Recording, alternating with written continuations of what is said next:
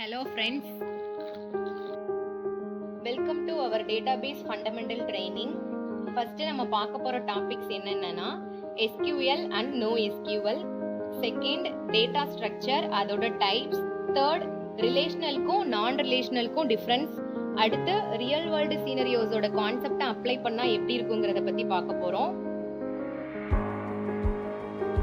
இப்ப SQL versus NoSQL இதோட basis என்னன்னு பார்ப்போம்.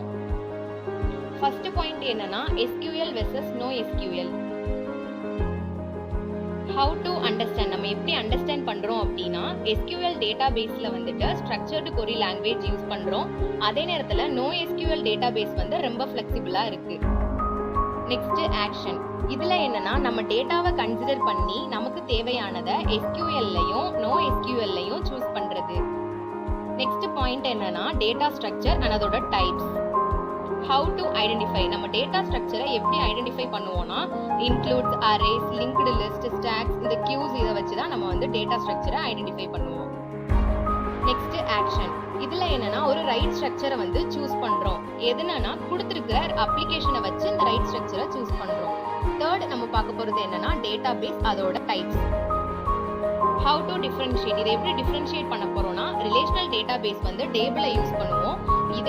அதே நேரத்துல நான் ரிலேஷனல் டேட்டாபேஸ்ங்கிறது வந்துட்டு வேரியஸ் ஃபார்மேட் யூஸ் பண்ணுவோம். ஆக்ஷன்ல என்னன்னா டேட்டால இருந்து டேட்டா பேஸை செலக்ட் பண்ணி ஆக்சஸ் பண்றது.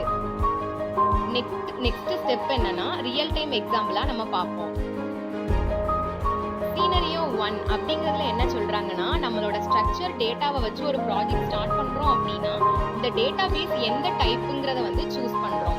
நெக்ஸ்ட் என்ன கன்சிடர் பண்றோம், அந்த ப்ராஜெக்ட் வந்துட்டு டேட்டா ஸ்ட்ரக்சர்டா இல்ல அன்ஸ்ட்ரக்சர்டான்னு கன்சிடர் பண்றோம். நெக்ஸ்ட் நம்மளுடைய ஆக்ஷன்ஸ் அதுல என்னன்னா ஸ்ட்ரக்சர்டுல SQL யூஸ் பண்றோம், அடுத்து அன்ஸ்ட்ரக்சர்டுல NoSQL யூஸ் பண்றோம். நெக்ஸ்ட் நம்ம பார்க்க போறது என்னன்னா சீனரியோ 2. இதுல வந்து டேட்டா டைப் வந்து ஒரு ஆப்ல ஸ்டோர் பண்ற மாதிரி இமேஜினேஷன் பண்ணிக்கிறோம். அதுக்கான டேட்டாபேஸ் வந்து என்னென்ன யூஸ் பண்றோம் அப்படிங்கறத கன்சிடர் பண்றோம். நெக்ஸ்ட் அப்ளிகேஷனை ஹேண்டில் பண்றதுக்கு என்ன மாதிரி டேட்டா வந்து வேணுங்கிறத அனலைசிஸ் பண்றோம். நெக்ஸ்ட் அந்த டேட்டா வந்து வேரியா இருந்துச்சுன்னா நம்ம என்ன கன்சிடர் பண்றோம் அப்படின்னா நான் ரிலேஷனல் டேட்டாபேஸை கன்சிடர் பண்றோம். அது ஃபிளெக்சிபிலிட்டியா இருக்கு. இப்போ நம்ம என்னென்ன டாபிக்ஸ் எல்லாம் பார்த்திருக்கோம்னா SQL அண்ட் NoSQL-க்கு டிஃபரன்ஸ் பார்த்திருக்கோம். அடுத்து டேட்டா ஸ்ட்ரக்சர்னா என்ன, அதோட அப்ளிகேஷன்ஸ், அடுத்து ரிலேஷனல் அண்ட் நான் ரிலேஷனல் டேட்டாபேஸ்னா என்னன்னு பார்த்திருக்கோம்.